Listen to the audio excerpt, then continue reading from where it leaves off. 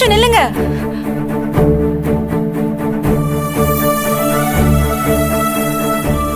எதுக்காக இந்த விஷயத்தை அத்தை கிட்ட சொன்னீங்க?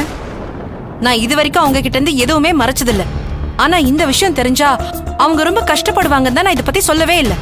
ஆனா நீங்க எப்படி பண்ணீங்க? என்ன வேற என்ன பண்ண சொல்றீங்க? நான் எவ்வளவு சொன்னாலும் நீங்க கேட்க மாட்டீங்க. அதான் அம்மாட்ட போய் சொன்னேன். யாருமே என்ன புரிஞ்சுக்கலனாலும் நீங்க ஒருத்தர் தான் என்ன சரியா புரிஞ்சு வச்சிருந்தீங்க. எந்த ஒரு விஷயத்திலயும் எனக்கு ஆதரவா இருந்தீங்க. ஆனா ஏன் இந்த விஷயத்துல மட்டும் எனக்கு எதிரா இருக்கீங்க? உங்களுக்கு ஒரு விஷயத்தினால பிரச்சனை வரப்போகுதுங்கிறத தெரிஞ்சும் என்னால எப்படிங்க சும்மா இருக்க முடியும்? உங்களுக்கு எங்க இருந்தாவது ப்ராப்ளம் வருதுன்னா அது உங்ககிட்ட வரதுக்கு முன்னாடியே தடுக்கணும் தாங்க நான் என்னால முயற்சி எல்லாம் பண்ணுவேன். கோர்ட்ல ஏதாவது நடக்கும்னு எனக்கு தெரியுங்க. எனக்கு தோணிட்டே இருந்துச்சு. அதனாலதான் போகாதீங்க போகாதீங்க திரும்ப திரும்ப சொல்லிட்டு இருந்தேன். இப்ப என்ன நடந்துச்சு பாத்தீங்களா? உங்களுக்கு எதிராக நான் என்னைக்கு இருக்க மாட்டேங்க. உங்களுக்கு எதுவும் தப்பா நடந்துடக்கூடாதுங்கிறது என்னோட எண்ணம். ஆனா எப்பவுமே சாதாரணமா பேசிட்டு இருக்கிற நீங்க இந்த விஷயத்துல மட்டும் ஏன் இவ்வளவு கோவமா நடந்துக்கிறீங்க? இது அவ்வளவு சீரியஸான ஒரு விஷயமே இல்லையே. நீங்க தான் இதை ரொம்ப சீரியஸா எடுத்துட்டு இருக்கீங்க. நீங்க ரொம்ப ஈஸியா பேசிட்டு போயிடுறீங்க. ஆனா என்னால இதை ஜஸ்ட் லைக் தட் எடுத்துட்டு போக முடியல.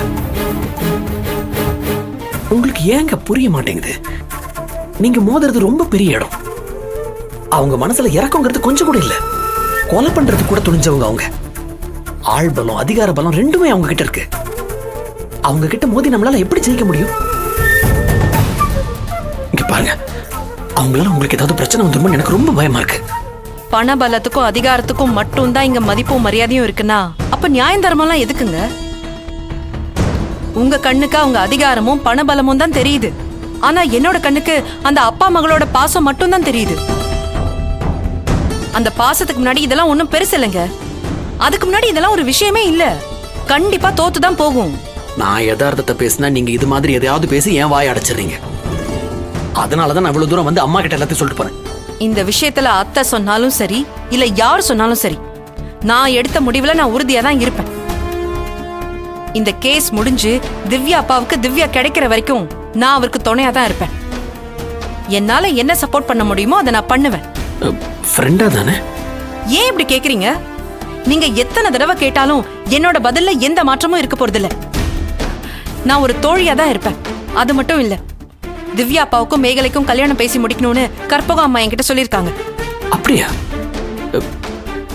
நீங்க என்ன சொன்னீங்க? முதல்ல இந்த திவ்யா கேஸ் முடியட்டும். அதுக்கப்புறம் அவங்க 2 பேருக்கும் கல்யாணம் பண்ணி வைக்கிற பொறுப்பை நானே ஏத்துக்கிறேன்னு சொல்லியிருக்கேன். என்னங்க சொல்றீங்க? இல்ல, வாசு சார் தான் இன்னொரு பொண்ணை கல்யாணம் பண்ணிக்கிறதுல துளி கூட விருப்பம் இல்லாம இருக்காருன்னு சொன்னீங்களே. இப்போ நீங்க சொன்னீங்கன்னா அவர் இன்னொரு கல்யாணத்துக்கு சம்மதிப்பாரா? முடியும்னு நான் நம்புறேன். மறுபடியும் நான் திரும்ப திவ்யா அப்பா கிட்ட பேசினா அவர் என் பேச்சுக்கு மதிப்பு கொடுப்பாருன்னு நம்புறேன். நீங்க இப்படி தெளிவா இருந்தா எனக்கு பிரச்சனையே இல்லையே. இப்பதான் எனக்கு நிம்மதியாவே இருக்கு. இல்ல, அது வாசு சாருக்கு கல்யாணம் நல்லபடியா முடிஞ்சிருச்சுன்னா அவர் வாழ்க்கையை கவனிப்பாரு. நீங்க உங்க வேலையையும் உங்க லைஃபையும் கான்சென்ட்ரேட் பண்ணலாம் இல்லையா? அந்த அர்த்தத்துல சொன்னேன். ஏங்க, கவலையே படாதீங்க. இந்த விஷயத்துல நான் உங்களுக்கு சப்போர்ட்டா இருக்கேன்.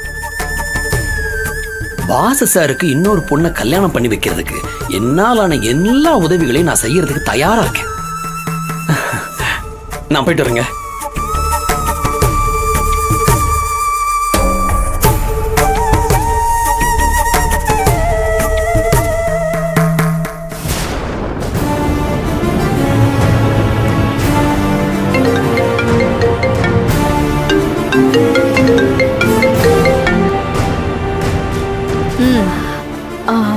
கோர்ட்ல ஜெயிச்சிட்டீங்க போல.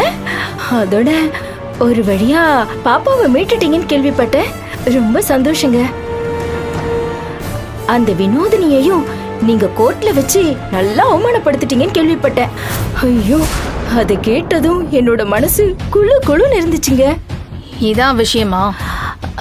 இல்ல, இத சொல்றதுக்காக ஃபோன் பண்ணல.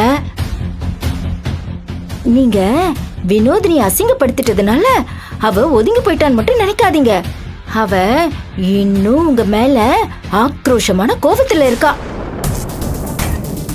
இப்ப கூட எங்க அத்தையும் அந்த மளிகை கடைக்காரனும் எதுக்காக இப்படி எல்லாம் பண்ற, தேவையில்லாம தேவையில்லாத பிரச்சனையில தலையிடாதன்னு எவ்வளோ சொல்லியும் அவ கொஞ்சம் கூட கேட்கவே மாட்டானா பாத்துக்கோங்களேன்.